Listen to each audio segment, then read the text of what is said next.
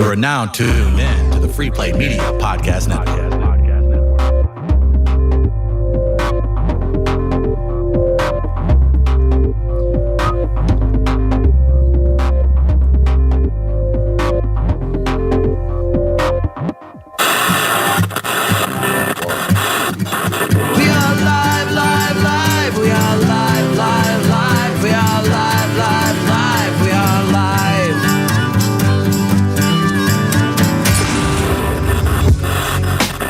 We are live. Chris Denman, I'm going to go one-on-one today. We'll get to our guest in just a second. Guys, check out Logboat Brewing, great sponsor of ours, taking care of us, based out of Columbia, Missouri. Logboat, oh, that's the camera that's on. There we go. Logboat Brewing. Check them out. Also check out Barrel Brands, beard oil, skin oil, all good stuff. Check them out. Again, weareliveradio.com for past audio, everything else. Today, pumped to have him back. Technically, I think fourth or fifth time with phone calls. Jim Florentine in studio. Man. What's up, man? How are you? What's going on, man? It's great to have you in St. Louis, man. It feels like you're a favorite here. I love coming here. Absolutely. I try to come during a Cardinal season so I can catch a game, but I just couldn't pull it off this time. So. Maybe give them hell over at the Funny Bone and argue with them a little bit when you get back about spring training, all that other good stuff. So I don't know. Maybe we'll get you in next time during the season. That's something I don't feel like that would maybe go over too well if you brought it up with the management at Funny Bone, kind of give them shit about not having you in during baseball season? Well, you pick a time of the year. It's better for comedy in the wintertime, especially in St. Louis, once it starts getting nice. And I live in New Jersey. We get the same weather. People want to be outside, so they don't want to be in a comedy club. Isn't that crazy, too, at this, you know better than anybody. You're a veteran in the stand-up game. But in cities like St. Louis, where you do well, right? You come to Funny Bone, as you'll be at Funny Bone all weekend long. You guys can go see Jim there. It's crazy. And I tell that, too. You see some comics come in, and they'll have a light weekend. And I'm like, dude, Blues had a big series this weekend because we're small enough where Cardinals games or something else can potentially impact the attendance at some of your shows. That has to be a weird thing to deal with. You never know because you don't know what, even sometimes when you go to like Texas, like the college football or the high school football on a Friday night is big too. Yeah, like, the Addison Improv is going to be empty tonight. Yeah, I'm like, there's a high school game? I go, that's affecting it? Like, yeah, it could be. Or when the team's in the playoffs. I think I was here when the Cardinals might have been in the playoffs, like the first round a few years ago, and it was death. It's tough. It was tough, too. And again, too, whenever you have a track record of succeeding in St. Louis, and you're like, what in the hell? I know I've not lost my fastball, like, per se, but you still have to deal with that. And then Texas, too, a high school game could mean 10,000 people showing up to watch kids play football, right? Yeah. I mean, you see some of those down there. That's pretty wild. But I wanted to ask you, since you're back, you got the new book out, man. Yeah. Are you excited about it? Everything going well? Yeah. You made the podcast rounds, did a bunch of press for it. I was curious as far as how busy you stay. You keep a busy road schedule. What was this a culmination of just years of noticing everything? Because I know you're going in on a lot of people about, I don't know, I read some of it, social media, just kind of how things are. And even reading the description, you're like, oh, that's Florentine for sure. Just going in on people, not quite caring for how things are going.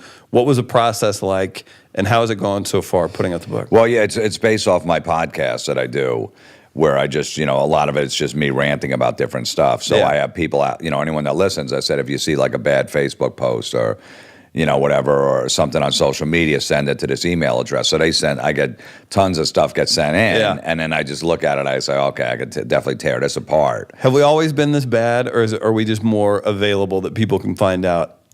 I think it's just more available. I think it's more like, social media is a lot of people competing. Yeah. It's a lot of competition. It's almost like being back in high school. Right. Why did, my friends plate of meatballs get 37 likes and my spaghetti only got 2 likes. Right. Am I doing something wrong? So let me up it so maybe I can get the same likes. And then, I don't know, it's like being in high school. Like you're socially awkward. You're trying to fit in. Like people are still, like middle-aged people in their 30s are still trying to fit in on social media. Because is that what everyone's doing? Then I need to do it too. It's like, at some point, you got to be comfortable in your own skin. Do you get did you have a bunch of submissions with that started out with, I'd like to announce, as if it's some kind of grand thing that they're letting people know. I'd like to announce we have moved out of this this apartment into this lovely 2-bedroom ranch in the suburbs. Like, people announce everything now. Yeah, they love to. Yeah, they do. Or they do to. Yeah, they'll announce. I like to announce that I'm cleaning up my Facebook page. So if you get deleted, don't take it. I'm just keep it close friends only. Yeah. So now you feel like, oh, I'm honored. Oh, he didn't delete me. Wow. Yeah. Thanks, dude. I appreciate it. Big day. I was really worried. Yeah. If if I was going to be a Facebook friend. Right. On my drive to work this morning, Scott, I was thinking, are we close enough that we'll remain friends on Facebook as well as real life? Like, that's what is that what's going through their heads whenever they're cleaning this out and letting you know exactly, like, hey, you made the cut. This is a big deal. Yeah, oh, great. So now if I don't make the cut, I'm not going to see your kid on a swing set. Yes. Great. I'm not going to see that picture. I'll try to survive. Yeah, I don't know how I'm gonna, but it's gonna be no. It's so insane. It is, man. I don't know. It's just a lot of bragging, looking for attention and sympathy are the three the posts. Which there's a lot of that in your industry as well. So what's it like to see other folks that are peers of yours kind of losing it online too, or subscribing to that behavior? Because I bet we could both think of a few that are comics that you're supposed to look to these people for maybe how to act or the counterculture of things, and then it's like, hey, don't get involved with this kind of behavior too. It's tough, being in the business because you want to kind of promote yourself. Mm-hmm. So you want to say, hey, I'm doing the Tonight Show with Jimmy Fallon, right? Whatever like that. It's so it is kind of like, he's kind of bragging, or I've done this, I'm going to be on this show, so check it out. But that's the way to get the word out there too. So there's a fine line. Yeah. Or, but then you could see the people in comedy who just brag and like, oh my God, I just did 5 sold out shows. Thank you. You didn't need to throw that in there. You know what I mean? You could just say amazing crowds in St. Louis this weekend. Thanks for everyone that coming out. That's fine. But when you throw the sold out in there, unless you have to say, hey, the show's sold out. So, no more tickets left or whatever. But you really didn't have to throw that in there that it was sold out. We need more watchdogs like you. The books, everyone is awful. Not everybody. It's everybody. Everybody is awful except you. Except you. Right? Right. Exactly. Because if you're getting the book, like most people won't get it. They'll be like, why? I don't understand. People are just trying to have fun, posting stuff, whatever. But if you get what I'm talking about in a book, then you're not the awful one. Right. Yeah. Because it's definitely not for anyone. Like, it's in Barnes & Noble. Like, if someone goes in there and starts thumbing through the book that, doesn't see through all this, he all looks this shit. Nice. Doesn't see through all this shit on social media. Like, why? Oh, my God. What's wrong with this guy? Why is he so angry? Can we call it the canary in the coal mine for for people and their narcissism, right? Yeah. Like, if you understand it, okay, you're cool. If you're going to say, what's going on here, that's a bit of a tell. Yeah, like the people that work out, they got to tell you every workout that they have. Right. To basically tell you, like, hey, I'm amazing, you're a piece of shit, I'm working out and you're not, you're lazy. I'm motivated, I just want to let you know that I'm unbelievable. I have an amazing life, and I get up really early to go work out. And if you don't, I'm better than you. That's basically what they're telling you. Right. And that's not to be mistaken either. And I wonder, too, a lot of these people posting the great picture, I call it the Instagram life. Like, don't they just, as soon as they post that picture, they're just screaming at their wife or their husband, just like anybody else, right? What do you mean? People kind of like to portray a certain lifestyle. Oh, yeah, I know. And then I see like, oh, you're an account manager at that job. That means you make this much money.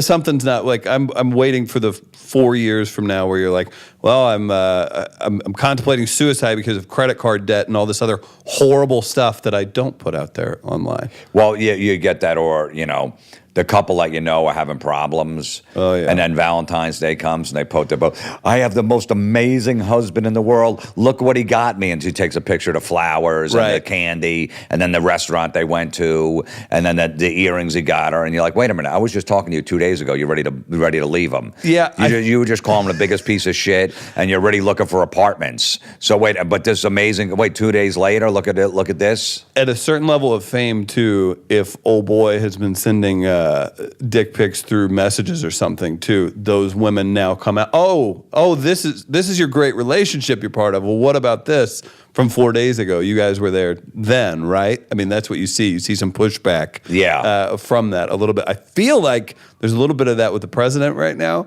whereas there's kind of a run on on saying like, hey, we had an affair too. I do find that to be interesting. And that guy just keeps brushing it off his shoulder. It's like, it almost feels like it doesn't really matter what comes out at this point. I've just said the Stormy Daniels stuff. Have you seen that? I'm sure. Yeah. The Stormy Daniels, and then like another person, I don't know her name. Maybe she's a Playboy model. Yeah. This came out. I was confused this morning. I'm like, wait, we're talking about the Stormy one, it was right? pretty much like at the same time too. Yeah, which, hey, do your thing, Donald. Like, that's between you and your wife, whatever. But you do kind of see a run on that there's blood in the water. It feels like right now. It's like, I don't know. Do you think that affects him long term? No, because everyone that likes Trump knows he's he's Trump. He's shady and whatever, but he's whatever he's doing. They look past that. It was same. Look, it was the same thing with Clinton, because when Clinton was cheating, all the women that like Clinton, that were liberals, go, hey, whatever he does in his bedroom, that's fine. That's his personal life. Yeah. And like, wait a minute, so you have no problem with him taking advantage of a 22-year-old intern. Okay, fine. So don't get mad at me that the guy that works at the gas station cheats on his wife and I can't hang out with him because he's a piece of shit. Right. That guy has that guy has a tougher time, cheating on his wife working at a gas station to a president who can easily influence a 22-year-old girl. Right. So okay, if you don't have a problem with that, then don't call my friend a scumbag that cheated on his wife a couple times. That's fair. Yeah. You know what I mean? So they always looked the other way with Clinton because he was handsome, the economy was good, and he was a Democrat. So okay, fine, no problem. But don't come back with this Trump stuff, because we already went through it with the Clintons, and Hillary had no problem with it. It was an arranged marriage, just like the Trump thing is. I was going to say, I think I just heard Mark Garrigus and Carolla's podcast, Reasonable Doubt. Garrigus was saying, he's like, this divorce with Don Jr., he's like, this is a business move. He's like, they know something else going on. This isn't just they're mad at each other, they're getting divorced. They're prepping for something, right? Like there's levels to the game, I guess you could say. Yeah, absolutely. So some of those women know, like, hey, I'm going to marry this guy. It's basically going to be this. He's going to do his thing. Yeah. I'm going to let him as long as he comes home and he takes care of me. You know what I mean? So that's going in, that's the way it's going to be. That seems to be something that's been happening for, I feel like, and I'm a fan too, but Letterman probably got off pretty easy as far as with everything that's kind of came through, right? Like he had a bunch of relationships with people that were under him. I mean, working for him and stuff. I mean, if that came out now, forget it. He would, I don't know that Netflix special show is happening. Right, but then he's on his high horse too. It's like, dude, come on, man. You know what I mean? Don't say anything. If you were doing the same thing, taking advantage of interns and production assistants and 23-year-olds, all that shit. So, Oh man, it's crazy. As far as I'm curious about this too, because you've done TV, obviously hosting several things, been a cast member on shows, stand up, now author. How many books have you wrote? Is this your first book? Yeah, this first book. First book, which is crazy, right? Doing something new. Yeah. You'd be like, I kind of have everything figured out. Oh well, I guess I can do a book too, and it's going to be super entertaining. Right. As far as everything that you've been a part of, is there a way to say what you've enjoyed the most as far as like a creative endeavor? I mean, is it always just going to be stand-up? The stand-up definitely is the best, because you're your own boss. I always wanted to be my own boss. I don't, you know what I mean? Like with your show, I mean, with talking about metal all the time, like I feel like that's a little version of it because it's something you truly love, right? It was something unique because not everybody gets to do that. You have a lot of people. It's like you'll have Broadway actors that'll go do like a crappy family movie, right? But do you feel like maybe you've got to do some more, I guess, more in your lane stuff in your career? Yeah. Feels like you've had just a great career so far in regards to things that you're truly interested in. Either that or you're just a good actor acting like you like this stuff. Well, I mean, you still have to work for a network when you're on a TV show. Great point. So you still have to listen to people. Yeah. Which, and then some of the decisions, you're like, I don't want to do that. There's a lot of fighting going on with that. But I mean, basically my whole childhood was making prank phone calls and listening to heavy metal because my older brothers were into it. Yeah. So they got me into it. And then, making prank calls because I was usually like grounded for doing something. Sure. So I would just pick up the phone and make prank calls. And then later on in my career, which I didn't know what I was going to do, later on in life, I get on a show that makes prank phone calls, and I'm in a heavy metal talk show. You know, shit that I did my whole childhood. Like, who would have thought? Well, who would have thought that this stuff would have paid off? Guidance counselor probably like, you moron, learn how to weld. Yeah, I'm like, no, I'm telling you, I think these prank calls, I think there's going to be one day where they're really good. They're going to do a prank call show with puppets, and there's going to be a heavy metal talk show, like the Tonight Show for AC/DC fans. So that's why I'm staying in on Friday night and reading the liner notes on an album, so I know who the real bass player was on the first Warrant record. Right, which is important. At that time, it was, because I was socially of course awkward. It was. I was, so I'd just stay home and listen to music. You know what I mean, on Friday nights, and not be out in the clubs. So it's so wild just to reflect back on that stuff. As far as you're out doing stuff like this, again, you're at Funny Bone all weekend long. I saw you last time you were here. I highly recommend you all go see him at Funny Bone this weekend here in St. Louis. As far as doing the press rounds, not necessarily the bigger podcast when you go out to LA, or even the ones you do yourself around New York, whatever. When you're doing cities like St. Louis, what do people ask you the most about? What's the generic? Jim Florentine's in, so we're going to bring up. Is it Crank Yankers? Is it Stern involvement? I mean, what do people go after the most with you? Yeah, I don't know. It depends. Maybe that metal show. Yeah, because that was on for a long time, especially if they're into music. Sure, that could be. Then it could be a Howard Stern thing too. Yeah. Not so much the Crank Yankers, because the Crank Yankers was like, it's not your face. No, but that was like 2002 to 2007, so people kind of forget that show, because it was that, now it's 11 years, it's been off the air. Yeah. So, but definitely that metal show, people always ask, if it's going to come back on the air. Why don't you get that show? Why don't you put it on Netflix? People are always really forward about like, why haven't you thrown a special on Netflix, Jim? Or no, even put that metal show on Netflix. Okay. You know what I mean? Like, dude, you got to get that show. Is the show going to come back? It's like, it's weird, because I have to try to tell people, like, look, I was like one of the cast members on a TV show. Yep. We have no say in the matter. You know what I mean? It's a corporate decision through a network that owns the show. Like, when The Sopranos stopped doing it, people didn't go up to Gandolfini and go, dude, why don't you get it on Showtime? Right. What about Amazon Prime? Yeah. You know what I mean? Like, he has no say in the matter whatsoever if you're just an actor on the show. So the network owns the show. They could do whatever they want with it. And I just can't go up there. Like, if I had a good in at Netflix, if I knew the fucking head of Netflix, doesn't matter. I wouldn't go, dude, all right, look, let's start shooting shows tomorrow. Yeah. I can't make that decision. I feel like people don't mean to offend either. It's great that they are interested. Yeah. It is funny, the delivery on that. I've seen it happen so many times. Like, hey, why don't you do a Netflix special? And you're thinking, this person, they're not picturing you writing jokes at 2 a.m. They're not picturing you going out, working out material, all these things, having the 15th very tough conversation with your agent. You feel like they're not helping you out. Your management sucks. You're not doing this. You're not doing that.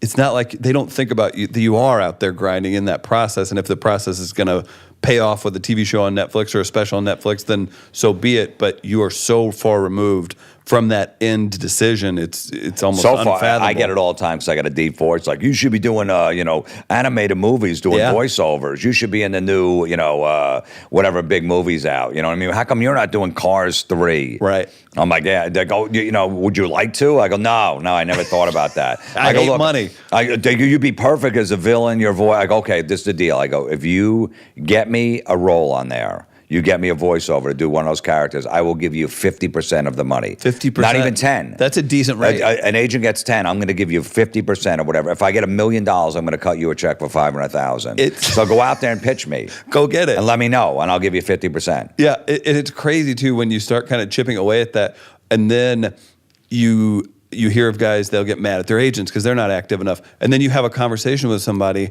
and you're like, well, that's not an agent's job. They're not supposed to be out there pitching you and doing these things. That's this person's job. Yeah. That's in public relations. It's interesting how something that seems, I think, to masses, not simple, but people are like, oh, cool, you're on TV. You do that. The very complicated line of decisions that have to be made behind that to get you into different levels and get you into different opportunities? Yeah, like my manager could have a great connection to like the voiceover people that do those films. He goes, hey, I got a client, he's got a great voice. Can I send you over some audio? I think it'd be great. Oh, sure, send it. And then he'll follow up 3 weeks later. Did you listen to it? Yeah, we're going to pass. He's got an interesting voice, but, we're good for right now. So what do you do from there? You can't just go, fuck you. I don't care. Right. I'm going to break in and I'm going to do a voice and I'm going to be on it. You know what I mean? They just said no. That's all you can do. It is what it is. Yeah. Damn, man. Well, okay, so we're going to come see you at Funny Bone this weekend. What about in the near future? What do we need to keep an eye out for? Go buy the book, obviously. Still pushing that hard. Yeah. The book just came out last month. It's out. It's in stores. There's an audio version, Kindle, and all that stuff. And, you do a good job of getting yourself, and I feel like I did this last time, but shout out to Meredith, who does your publicity stuff. But if it's you, if it's her, you always do a great job. I wanted to give you, a cheesy high five on that. I love whenever I know you have something going on that you're pushing, you hit those rounds and you're always super entertaining on all the, just the podcasts. And I like doing it. I like doing it. It's part of the gig. That's how you build up a following and all that stuff. Like a lot of comedians don't like getting up in the morning when they get on the road and have to do all these different talk shows. And I think your tickets reflect that too, right? They do. Or even the local cheesy TV show, the morning show, whatever you got to do. It's like, hey man, that's part of the gig. Yeah. Like, before I did comedy, I used to mow like lawns in Florida. Right. 25 lawns a day in August. Okay. That was hard work. You know what I mean? And when it's 110 degrees out with humidity. Right. So if I got to get up at 7 in the morning to go on, do a couple radio shows to get the word out there and I'm in town, that's how you're going to build a following. And that's just part of the gig. And correlation. And then you just have to work at night and just show up on time and do your time on stage. That's pretty much, you can wear what you want, you could say what you want, you're pretty much your own boss. Yeah. Mild harassment of cocktail waitresses. Just keep it mild. Try to keep that, but you could, some clubs encourage you to fuck the waitresses. There are some that go, we don't care. How does that conversation go? I've heard that I've had club people tell me, so-and-so's coming through, got to lock up the waitresses, too much drama gets caused. So you're saying there's an opposite side of that. Are they trying to soften the blow for whenever they tell you they're not going to give you as much money as was promised? What's the No, I've had a couple like, hey, club have a good owners time. Go, hey man, if you want to fuck around with the waitresses, there's no problem. We don't care Oh, here. I'm like, that's pimp. awesome. I'm like, I want to be the house MC here. Right. Yeah. I don't have to leave, do I? You always know the new waitress in the club because she's the one that's really excited about comedy and she talks to you. Yeah. You know what I mean? She hangs with you and maybe I'll meet you for a drink. Yeah. I'll meet you and my guy, she's got to be here like 2 weeks because after a year of every comic coming in town and hitting on them, they're just disgusted. Like, all right, dude, I've heard the rap, but last week I got it for 5 days with the other fucking comic. Leave me alone. Right. You all got the same you're rap. on TV. Yeah. You all got the same. Hey, what are you doing? You got high? You want to go back to the condo, smoke weed? Yeah. What's it like around here? Yeah, I know. Is there anything to do? Yeah, it's same lines. That's the go-to. Yeah, they become pretty hip to that pretty quick. So okay, well, cool. We'll go out. Tip the waitresses at Funny Bone. Go see Jim all weekend long. Buy the book. Check out the podcast. Gosh, plenty going on, man. Busy dude. Yeah, it's you keep busy. It's It's a way to but be, it's fun. man. I like doing it. I'm my own boss pretty much in anything because I do my own podcast. I do stand up. And I wrote the book, so it's just like I don't have to. It's pretty much when I feel like working, which is great. Well, I'm going to get you that voiceover gig too, and I'll give you 75%. Not even 50. It is. You heard it. 75. If you can get that metal show on Netflix, I will give you half of my pay. What about Facebook Live? Like we did a version of it where I just put it out on Facebook Live. See, now that's another thing. People go, why don't you just put the show on YouTube? Okay, now that's a lot of work. That sounds good in theory. Sure. Okay, but now you got a picture. Okay, so a big set, right? You got 5 camera guys, 5, 6 camera shoot. Then you also got pre-production. Well, they'll do that for free, won't they? Pre-production and then post-production to edit the show. Then you got to do something with the audio and then master it, whatever. All rights of that to stuff. The music. What's that? Access and rights to the music. That's all that stuff. Okay, so first of all, I start off with that sounds like a good idea. Let's put the show on YouTube. First of all, okay. Now, so let's say we're doing in New York. We did a lot of shows in New York. Sure. Who is paying for Rob Zombie's airfare? First class, probably with his wife too, or even just him, and like 2. Oh, Rob Zombie will stay at an Airbnb for $30 a night, right? And 2 nights in a 5-star hotel in New York City, and car service from the hotel to the studio. First of all, let's figure that out first. So first class flight from LA to New York is probably like $2,500, $3,000 At least. So who's paying that $3,000 right there? And then the hotel's going to be like $750 a night. That's another $1,500. Car service. So we're already at $5,000. Oh, well, you can just hire a sales guy with the salary and the benefits that you can offer, right? For your YouTube show. Okay, right. So right. he's just gonna, hire the sales guy. Yeah. And then who's going to pay the 6 camera guys? Do they work for free? And then who's going to pay the post-production? Are we union? Yeah, union in New York. They're all union. And then who's going to pay the post-production when you bring it to a studio, edit the show, put all the cameras together, get all the shots, and then do all of that? Well, then you have to market it. Right. And then who's going to market it? Where's that money coming from? Right. I think we just figured it out. So we So just I need basically like say, like, $1.2 million you know, a TV budget. show basically costs around $250,000 a show. Right. You know, a real show. At least, yeah. If our show cost $150,000, I don't know, because it was cheaply made. So if someone gave us $100,000 a show, we could probably pull it off. Sure. So if someone got $1 million, we could do 10 shows on YouTube. You give us $1 million, we could pull that off. We can make that happen. I think we just figured it out. Make it happen. Invest in the... Unless you want the show on YouTube so bad that those 6 camera guys and the post-production place that has rent doesn't get paid. Right. Like, come on, we just got to get the show on the air. We just get some high and then schools with iPhones. Rob Zombie uses frequent flyer miles. Right. And Airbnbs, like you said. Call in favors. Yeah. And it'll be brought to Hey, you. Rob, look, man, we're just trying to get this show on YouTube. You like Can me, you right, pay for Rob? your own flight? And look, I got an extra spare bedroom in my house in Jersey. You could stay there. Come on, you don't want a home cooked meal? I think we're on to something. I think we should start our own production So I company think with it these, could work. these Yeah, we the ethics that we're talking about. We just worked it out. It could work. Sounds good. That's it. We are live. Jim Florentine at the Funny Bone all weekend long. Go see him, and you can hear more wonderful ideas like this amazing production company we just put together. Thanks, Jim. Thanks, man.